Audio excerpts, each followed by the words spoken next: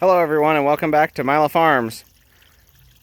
Well, just a quick tip here today on starting an outboard on a boat that's out of the water. A couple different options.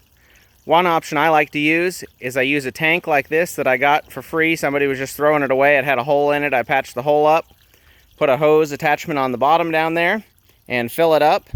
And then what I go ahead and do once I got it filled up, it just got full on the hose. I put one of these splitters and turn it down to almost turned off, just a tiny little trickle, and it's just enough water to maintain the bucket and keep it full with the splashing.